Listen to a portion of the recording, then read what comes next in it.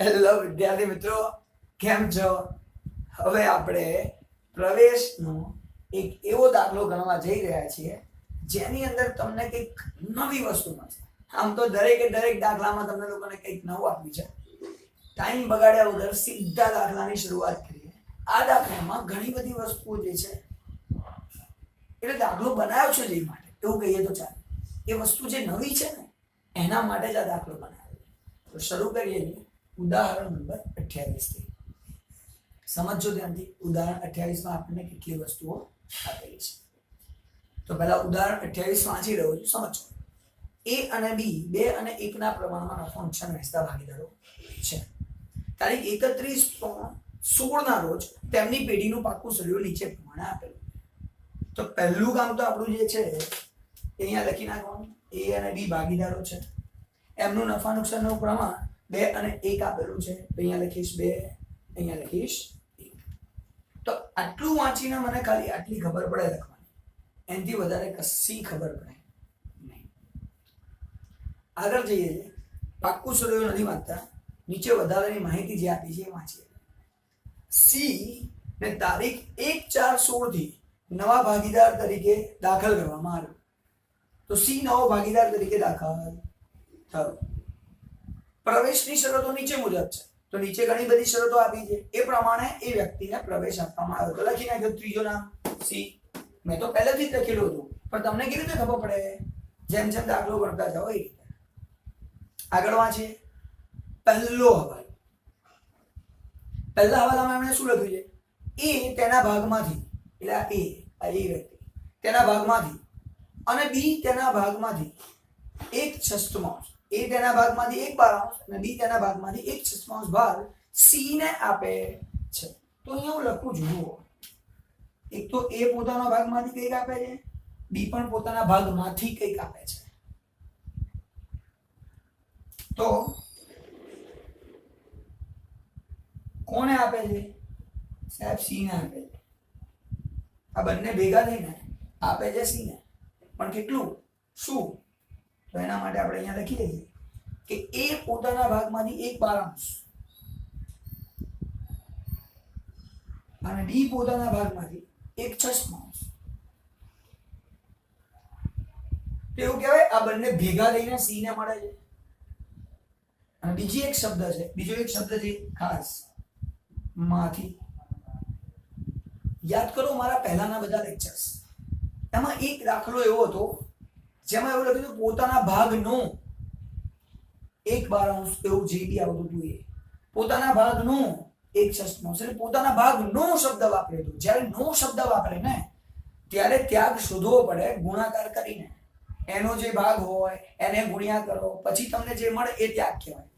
પણ જ્યારે શબ્દ વાપરે માંથી, તો પોતાના ભાગમાંથી એટલે આ સીધે સીધું આપી જ દીધું, શોધવાની જરૂર નથી. આ 1/12 વત્તા 1/6 આ બંને ભેગા થઈને સી ને આપી દીધું. તો સી ને કુલ કેટલી રકમ મળશે? કેટલો ભાગ મળશે? રકમ તો પછીની વાત છે, પહેલા કેટલો ભાગ સી નો રહેશે? તો આ 1/12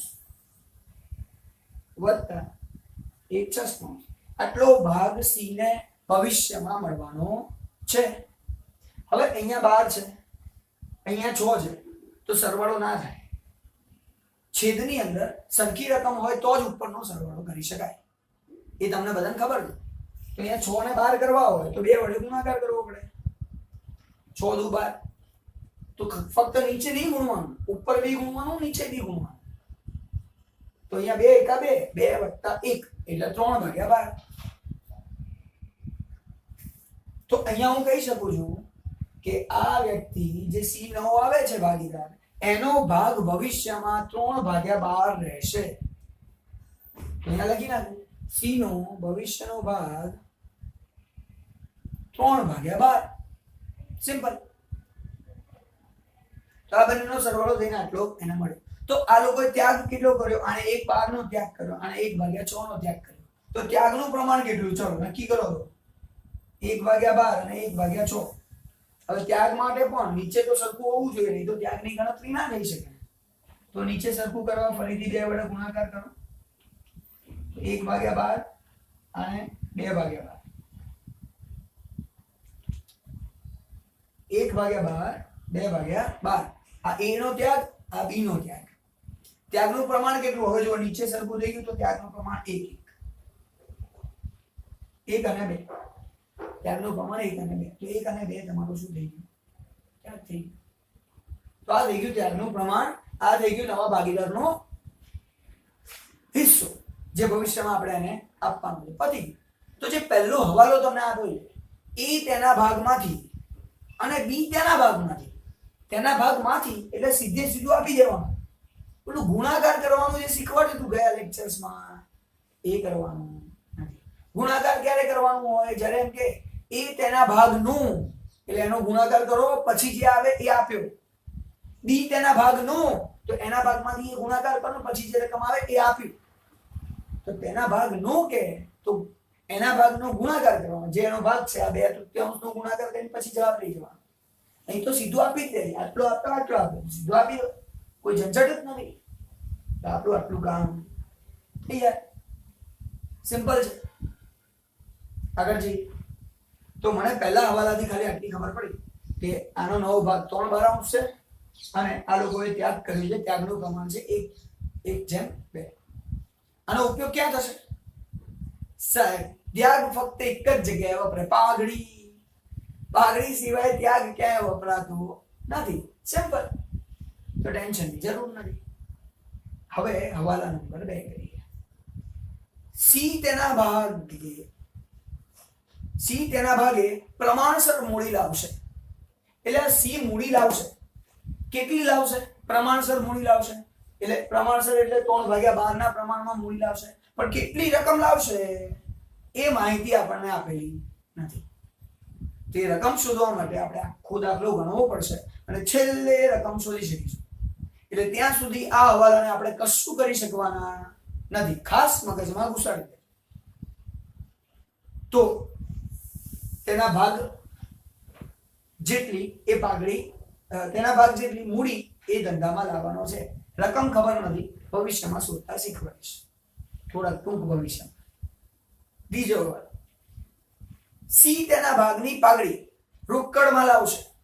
એથી ખબર પડી કે આટલો ભાગ છે એટલી ભાગની પાઘડી એ રોકડમાં લાવશે. પણ પાઘડીની રકમ ખબર હોય તો ને, તો એનો ભાગ શોધી કાઢીએ, નહીં તો કેવી રીતે ખબર પડે? તો આગળ આપેલું છે પેઢીની પાઘડીનું મૂલ્યાંકન 1,80,000 કરવામાં આવ્યું. સાહેબ ખબર પડી, પાઘડીની રકમ 1,80,000 રૂપિયા કરવામાં આવી અને એમાં આ 3/12 એ કોનો ભાગ છે? જે નવો ભાગીદાર છે એનો ભાગ છે. કે નવા ભાગીદારને 3/12 આપવાનું છે. તો એ 1,80,000 ના 3/12 આપણા ધંધામાં લાવશે. એટલે કે 45,000 રૂપિયા પાઘડી તરીકે એ ધંધામાં લાવશે.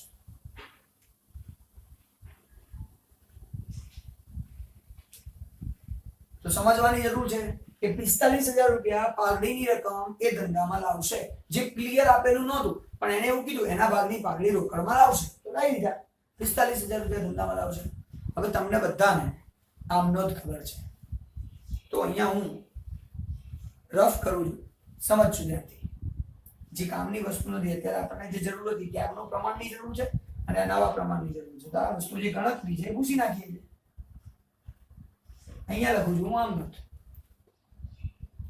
સાહેબ રોકડ આવે તો ઉધાર. તો અહીંયા લખો રોકડ ખાતે ઉધાર.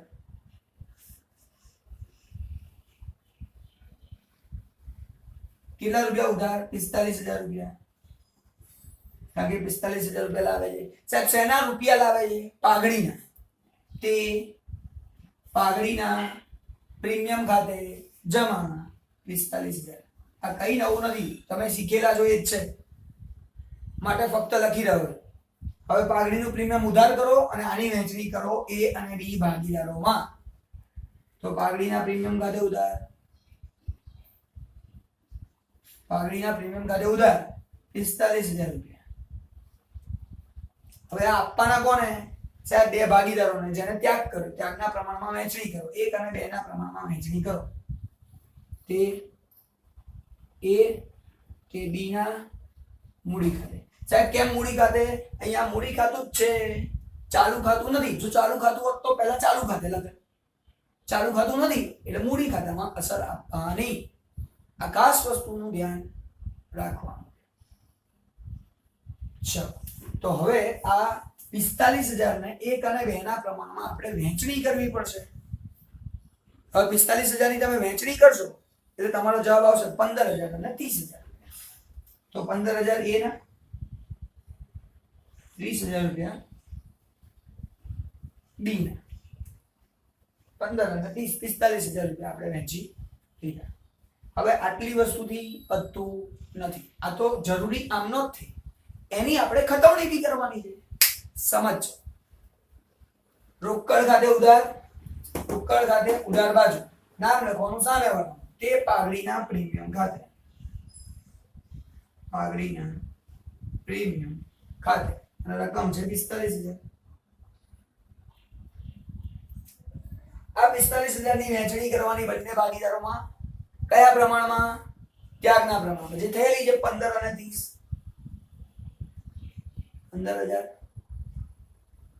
30,000 ડેશ નામ શું લખવાનું સામે પાઘડીના પ્રીમિયમ ખાતે આ પાઘડીના પ્રીમિયમની વહેંચણી કરી દીધી બંને ભાગીદારોમાં આ વસ્તુ તો કઈ નવી હતી નહીં જોઈએ છે હવે આપણે આગળ વાંચીએ કે આગળ આપણને શું કહે છે તો હવાલા નંબર 4 કાયમી મિલકતો 10% ઘસારાને પાત્ર છે એટલે કાયમી મિલકતો જે અહીંયા આપેલી હોય એની પર 10% ઘસારો ગણવાનો છે હવે સાહેબ 10% ઘસારો ગણવા માટે કાયમી મિલકત કોને કહેવાય એ તો ખબર હોવી જોઈએ કારણ કે એનું તો નામ લખ્યું છે કાયમી મિલકતો પાકું સરવૈયું જોઈએ પાકા સરનામ શું આપેલું છે પ્લાન્ટ અને યંત્રો 80,000 શું એ કાયમી છે કાયમી મિલકત કહેવાય પ્લાન્ટ યંત્રો કાયમી મિલકતો તો લખો પહેલા પ્લાન્ટ અને યંત્રો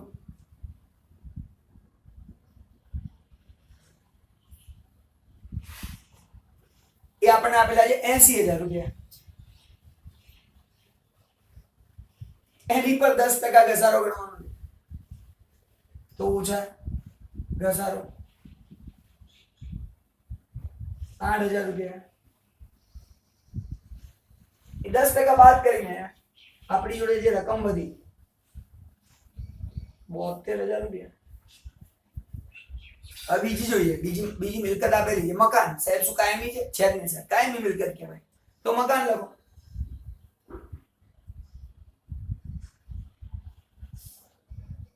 મકાન 50,000 રૂપિયા કોઈક મળતું હોય મકાન તો કહેજો હો મને 50 આજે નોંધાઈ દઈએ બે નોંધાઈ દઈએ જોડે સારું લાંબુ દઈએ ચલો ઘસારો એની પર ઘસારો કરીએ 10% 5,000 આગળ જવા દઈએ 45,000 રૂપિયા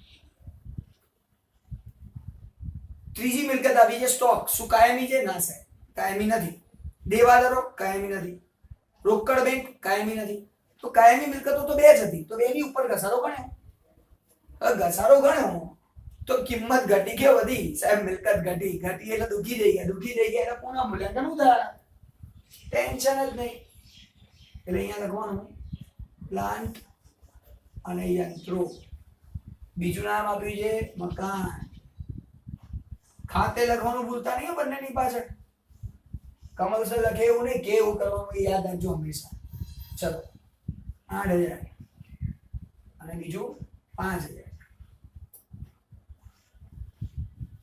થઈ ગયું સાહેબ અસર આપી દીધી કાયમી મિલકતોનો ઘસારો 10% એટલે આપણો જે હવાલો હતો એ પતી આગળ કહે છે બધા જ દેવાદારો સદ્ધર છે એનો અર્થ એવું થાય છે કોઈ દેવાદાર એવો નથી જે પૈસા આપવાનો નથી બધા સદ્ધર દેવાદારો છે એટલે કે ગાલખા અનામત રાખવાની જરૂર નથી તો ઉપર છે જોઈ લઈએ તો પાક્કા સરવૈયાની અંદર તમે લોકોને દેવાદારો આપે છે 50,000 એમાંથી બાદ કર્યું છે ગાલખા અનામત 4,000 રૂપિયા તો દેવાદારો 50 ગાલખા અનામત બાદ 4,000 અને 12 લખેલું છે 46,000 રૂપિયા.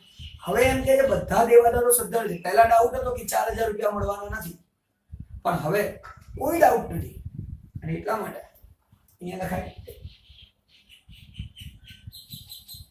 દેવાદારો 50,000 રૂપિયા પૂરેપૂરા. ગાળખાદ અનામતની હવે કોઈ જરૂર છે નહીં. તો ગાળખાદ અનામત આપણું જે 4,000 રૂપિયા, એ 4,000 રૂપિયા આપણે ફાયદો થઈ ગયો. અહીંયા લખો 4,000, નામ લખવાનું ગાળખાદ અનામત ખાતે, એનાથી તો ફાયદો થયો. સિમ્પલ. આગળ જઈએ છે રોકડ અને આગળનું જોઈએ વાત. બધા જ દેવાદારો સદ્ધર છે. છઠ્ઠો હવાલો, વીમા પ્રીમિયમના રૂપિયા 3,000 આવતા વર્ષે આગળ લઈ જવાના છે. એટલે વીમા પ્રીમિયમના આવતા વર્ષના પૈસા મેં અત્યારે ચૂકવી દીધા છે એવું કહેવા માંગે છે. તો આવતા વર્ષે લઈ જવાના છે, આવતા વર્ષના છે, એનો મતલબ કે હવે આપણે આ વર્ષે આવતા વર્ષે એટલા પૈસા ઓછા ચૂકવવા પડશે. ફાયદો થઈ ગયો. આ વર્ષ માટે અગાઉથી ચૂકવેલ મારો મિલકત કહેવાય. મારી મિલકત છે અને મારી મિલકત છે એટલે મિલકત બાજુ લખીએ અગાઉથી ચૂકવેલ વીમા પ્રીમિયમ. કેટલા રૂપિયા લઈ જવાના છે? 3,000 રૂપિયા. લખો 3,000 રૂપિયા. અને મિલકતમાં વધારો એટલે ફાયદો. સાહેબ ફાયદો એટલે અહીંયા પુનઃ મૂલ્યાંકન જમા અગાઉથી ચૂકવેલ વીમા પ્રીમિયમ ખાતે લખવાનું ભૂલતા નહીં. સાહેબ બધા હવાલા પતી ગયા. નીચે લખી છે જરૂરી ખાતા અને પાકું સર્વે તૈયાર કરો. તો બધી વસ્તુઓ પૂરી થઈ ગઈ. હવે પાકા સર્વેની વાત બાકી રહી કે પાકા સર્વેમાં કઈ કઈ આઈટમો રહી ગઈ એ બતાવતા જઈએ. તો પાકા સર્વેમાં પ્લાન્ટ અને યંત્રો આપ્યું છે મિલકત બાજુ, સાહેબ થઈ. મકાન આપ્યું છે, થઈ. દેવાદારો આપ્યા છે, થઈ ગયો. અગાઉથી ચૂકવેલ નહોતું આપ્યું એટલે આપણે લખી નાખીએ. એના પછી આપ્યું છે રોકડ અને બેંક 33,000 રૂપિયા. સોરી, જોજો અહીંયા રોકડ અને બેંક ખાતું બનાવ્યું છે. જેનું ખાતું બનાવ્યું અને એ નામ આપ્યું હોય ને એ ખાતામાં જાય. તો અહીંયા રોકડ અને બેંક 33,000 આપ્યું છે તો અહીંયા લખવું પડશે બાકી આગળ લાવ્યા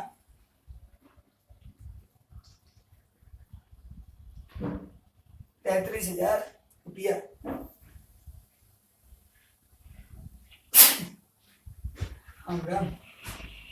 તો 33,000 રૂપિયા આપણે બાકી આગળ લાવ્યા લખી નાખીએ. હવે ડાબી બાજુ જોઈએ મૂડી દેવા બાજુ. કે આપીએ મૂડી એ અને બી ની મૂડી 80,000 અને 40,000.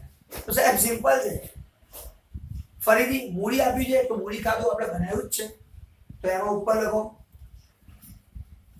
બાકી આગળ લાવે. મૂડી છે 80,000 અને 40,000.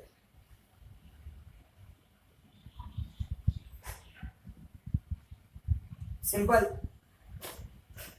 અનામત ભંડોળ સાહેબ અનામત તો કોઈ ઉપયોગ થયો નહીં. 21,000 રૂપિયા આપ્યા છે. આ 21,000 ની વહેંચણી કરો તે અનામત ભંડોળ. જો મૂડી દેવા બાજુ આપી છે એટલે જમા બાકી એટલે જમા બાજુ વહેંચણી કરો. અહીંયા મૂડી ખાતું છે તો મૂડી ખાતામાં વહેંચણી કરો. જો આ ચાલુ ખાતું હોય અહીંયા આપેલું હોય તો ચાલુ ખાતામાં વહેંચણી કરે. તો અહીંયા હું વહેંચણી કરીશ. સમજો તો 21,000 ની વહેંચણી કરવાની છે અનામત ભંડોળ. અનામત ભંડોળ. હવે 21,000 ને કેવી રીતે વહેંચવાના સાહેબ? 2 અને 1 ના પ્રમાણ. જૂના પ્રમાણમાં વહેંચણી કરવાની. સાહેબ આ ત્યાગ ક્યારે લેવાનું? ફક્ત પાઘડી માટે. ત્યાગની ગણતરી ફક્ત પાઘડી માટે છે. એ બીજી બધી વસ્તુઓ જૂના પ્રમાણમાં વહેંચણી થશે. તો 2 અને 1 ના પ્રમાણમાં 21,000 ને વહેંચી તો 14,000 અને 7,000 ડેશ બધું છે. આગળ જઈએ.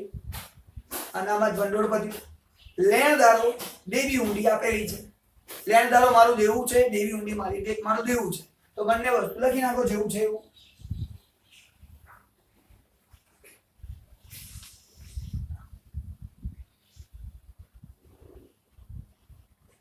લેણદારો આપણે ગયા 75,000.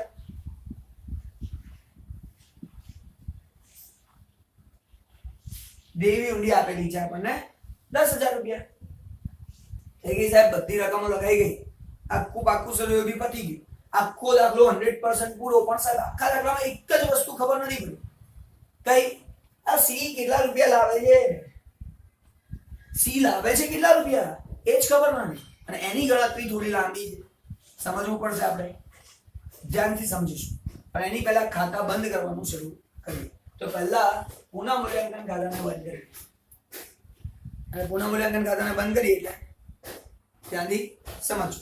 તો 8 અને 5 ઉધાર બાજુ આપેલા છે, બરાબર છે. 4 અને 3 જમા બાજુ આપેલા છે, 6 બરાબર છે. ચલો હવે ખાતું બંધ. 8 અને 5 નો સરવાળો છે 13.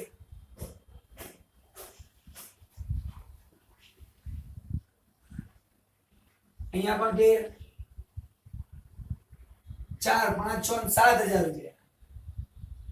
એટલે અહીંયા જવાબ આવશે 7,000. બાદ કરો, 13 માંથી 7 બાદ કરો એટલે 6,000 રૂપિયા તમારી બાકી તમને મળશે. હવે આ બાકીને તમારે શું કરવાનું છે સાહેબ? એ અને બી માં વહેંચી દીધું. અહીંયા નુકસાન આવ્યું, આ બાજુ બાકી આવી એટલે નુકસાન, આને કહેવાય ઉધાર બાકી. આ બાજુ બાકી મળે એટલે એને કહેવાય જમા બાકી. ઉધાર બાકી હંમેશા નુકસાન હોય, જમા બાકી હંમેશા ફાયદો હોય. તો આ આપણે એ અને બી ના મૂડી ખાતામાં વહેંચણી કરવાની. કયા પ્રમાણમાં? 2 અને 1. બધું જૂના પ્રમાણ.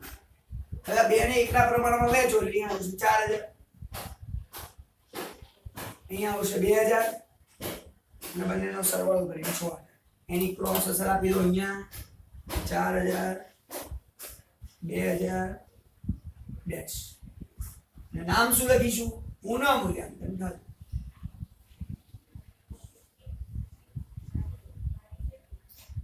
હવે સાહેબ હજી આ સી નું શું છે?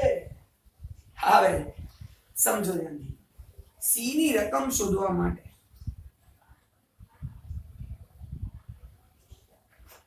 પહેલા આપણે એ અને બી નું ખાતું બંધ કરીશું અને એની અહીંયા બાકી શોધી કાઢીશું. તો પહેલું કામ આપણું રહેશે એ નું અને બી નું ખાતું બંધ કરો અને એની બાકી શોધો. તો અત્યારે જે હું કરવા જઈ રહ્યો છું એ તમને ભાગીદારોનું એ અને બી નું ખાતું બંધ કરી. તો 80,000, 14,000 અને 15,000 ત્રણ રકમ છે. અહીંયા 40, 30 અને 7,000 રકમ છે. એટલે આપણે સરવાળો કરશું એટલે આ બાજુનો સરવાળો આવશે 1,09,000 અને અહીંયા સરવાળો આવશે 77,000. આ વધારે સરવાળો છે. એ તો 4,000 ને 2,000 સરવાળો.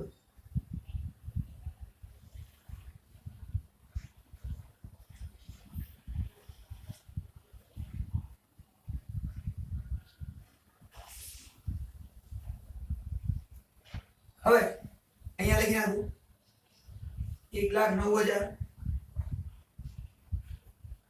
77,000. આ 1,09,000 માંથી 4,000 બાદ કરી એટલે આપણને મળી જાય બાકી 1,05,000. સાહેબ 9 માંથી 4 જાય એટલે 5,000 જાય, 1,05,000. 77 માંથી 2,000 એટલે 75,000. આને કહેવાય બાકી. આગળ લઈ ગયા.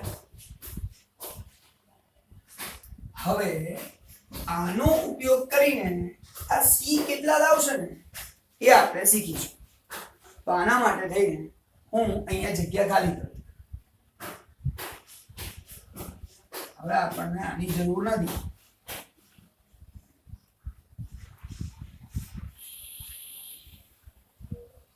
ખાલી જે જરૂર છે એ 3/12 પ્રમાણની જરૂર છે. અને આનો અર્થ શું થાય છે એ પણ સમજવાની જરૂર છે. પણ પહેલા તો હું નામ લખી નાખું. એ, બી અને સી ત્રણેય ભાગીદારોની આપણે મૂડી જોવાની હોય. તો પહેલા આપણે એ અને બી ની મૂડી લખીશું. 1,05,000. પછી બી ની મૂડી લખીશું 75,000. સી ની મૂડી સાહેબ ડેશ ખબર જ નથી કેટલી છે. એક તો શોધવાની. આ ત્રણેયનો સરવાળો થઈને આપણે કુલ મૂડી મળી જોઈએ. હવે જે ખાસ સૂચના સમજવાની છે આનો અર્થ શું થાય સાહેબ? આ 3/12 નો અર્થ શું થાય? જો આપણા ધંધાની આપણી પેઢીની કુલ મૂડી 12 રૂપિયા હોય, એ 12 રૂપિયામાંથી 3 રૂપિયા એ સી લાવશે. આનો અર્થ આવો થાય, 12 રૂપિયામાંથી 3 રૂપિયા સી લાવશે. આનો અર્થ એવો થાય. તો આપણે એવું કરી લઈએ, ધારો કે સાહેબ, તો એનો મતલબ એવો થાય એ બી અને સી, આ ત્રણેયનો, આ 1, આ 2 અને આ 3, આ ત્રણેયના મૂડીનો સરવાળો 12 રૂપિયા થાય. એટલે કુલ મૂડી 12 રૂપિયા, એમાંથી 3 રૂપિયા મૂડી કોની? તો સાહેબ સી. 3 રૂપિયા મૂડી કોની? તો કે સી. તો 12 માંથી 3 રૂપિયા મૂડી સી ની છે. તો બાકીના એ અને બી ની મૂડી કુલ આ બંનેનો સરવાળો કરી દો ને. મને ખબર નથી એકબીજાની કેટલી હશે, મને એટલી ખબર છે કે આ બંનેની મૂડી કઈક હશે. તો 12 માંથી 3 બાદ કરી દો, 9 રૂપિયા એ આ બંનેની મૂડી હશે. અને એટલે મેં તમને કીધું કે આનું જે પ્રમાણ છે એને સમજો. આનો અર્થ શું થાય છે? આ કુલ મૂડી છે, જે નીચે છે એ કુલ મૂડી છે 12 રૂપિયા. એ 12 માંથી 3 રૂપિયા કોના? તો કે સી ના. તો 12 માંથી 3 રૂપિયા સી ના. તો બાકીના બે ના મળીને 9 હશે. કોના કેટલા ખબર નથી, જાણવું એ નથી. આના 9 રૂપિયા હશે. હવે તમે વિચારો, આ 9 રૂપિયામાં આ બંનેની મૂડી આવી ગઈ, તો બંનેની મૂડીનો સરવાળો તો 1,80,000 રૂપિયા થાય.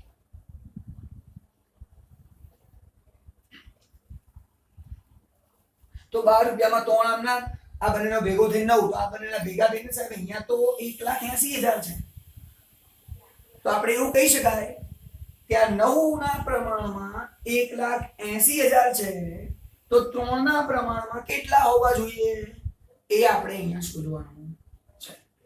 તો અહીંયા પદ મૂકીશું, અહીંયા પદ મૂકીશું. આ 9 ના પ્રમાણમાં, એટલે અહીંયા લખી શકાય 9 ના પ્રમાણમાં 1,80,000. આ 9 ના પ્રમાણમાં 1,80,000. તો 3 માં આની કેટલી હોવી જોઈએ?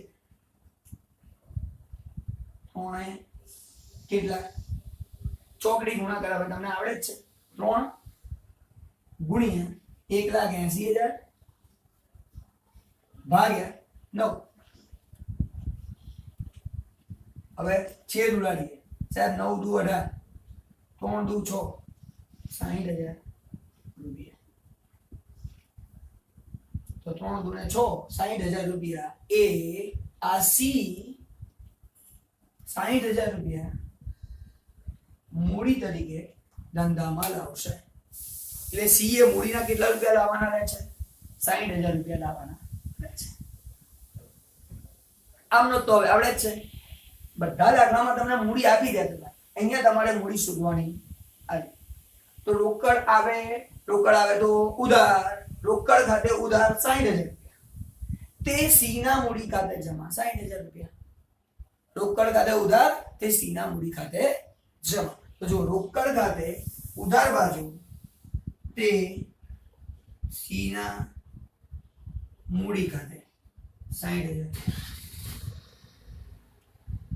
સી ના મૂડી ખાતે જમા બાજુ 60,000. સામે નામ લખવાનું રોકડ ખાતે. આ વસ્તુ તો તમને ખબર જ છે. એટલે ખાસ મોસ્ટ આઈએમપી પોઈન્ટ જે આ દાખલાની અંદર હતો એ આ ગણતરી. ચલો જોઈએ આગળ. ખાતું બંધ કરીએ. આનો સરવાળો 60,000, આનો 60,000 બાદ કશું નથી થતું, તો 60 જ લખવા પડે. હવે મને બધાની બાકી મળી. હવે બાકી જાય ક્યાં? જમા બાજુ. પણ અહીંયા જમા નથી, જમા તો આ બાજુ છે, મૂડી આ બાજુ. અહીંયા લખવું પડશે. તો મૂડી એ બી અને સી ત્રણેયની મૂડી 1,05,000, 75,000, 60,000 અને ત્રણેયનો સરવાળો કરી દઈએ એટલે 80, 90, 100, 2,40,000 રૂપિયા એ આપણને કુલ સરવાળો આપણને મળી ગયો. તેમાં કશું નવું રહેતું નથી. તો આ બધી હવે સાહેબ બીજું રોકડની બાકી શોધીએ.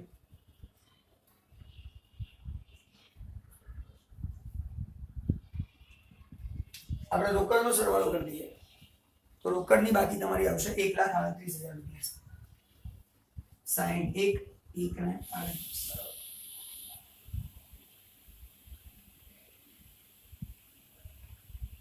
અહીંયા બાકી આવશે 1,38,000. બાકી આગળ લઈ ગયા સાહેબ ઉધાર બાજુ લઈ જાઓ પણ અહીંયા ઉધાર એટલે અહીંયા તો અહીંયા લખવાનું રોકડ બેંક ની બાકી 1,38,000 રૂપિયા. સાહેબ બધા ખાતા બંધ થઈ ગયા. હવે છેલ્લે બાકી રહ્યું પાકું સરવાળું. તો પાકા સરવાળાનો સરવાળો બંને બાજુ સરખો થવો જોઈએ. જોઈ લઈએ પાકા સરવાળામાં કઈ કઈ આઈટમો છે. 72 છે 45 છે 17 છે 17 સાહેબ 17 સ્ટોક રહી ગયો. સ્ટોક લખવાનું બાકી. આપણે સ્ટોકની રકમ જે છે એ લખવી પડશે જે તમને લોકોને જૂના પાકા સળિયામાં આપેલું હતું. સ્ટોક 17,000 રૂપિયા. તો સ્ટોક તમારે અહીંયા લખવા પડશે.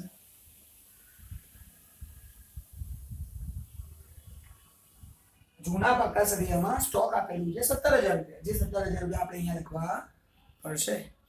ચલો પાછા આવી જઈએ આપણા પાકા સળિયા ઉપર. તો 72 આવી ગયું, 45 આવી ગયું, 17,000 રૂપિયા સ્ટોક આવી ગયો, 50,000 આવી ગયા, 1,38 આવી ગયા અને 3,000 આવી ગયા. હવે બધી વસ્તુઓ આવી ગઈ મિલકતોમાં. એવી રીતે અહીંયા મૂડી દેવા બાજુ ફેરવી તો મૂડી 2,40,000 છે સાહેબ, 75,000 છે, 10,000 છે. બંને બાજુનો સરવાળો કરશો જવાબ આવશે 3,25,000. અહીંયા આપણું પાક્કું સરવાળું બની ગયું જોરદાર તૈયાર. તો કહેવાનો મતલબ છે કે આ દાખલો આખો ગણી તેમાં નવી વસ્તુ તમને શું શીખવા મળી? ગણતરી. બાકી બધું તમને આવડતું હતું. નેક્સ્ટ ટાઈમ નવા લેક્ચરમાં નવા ટોપિક સાથે બાય.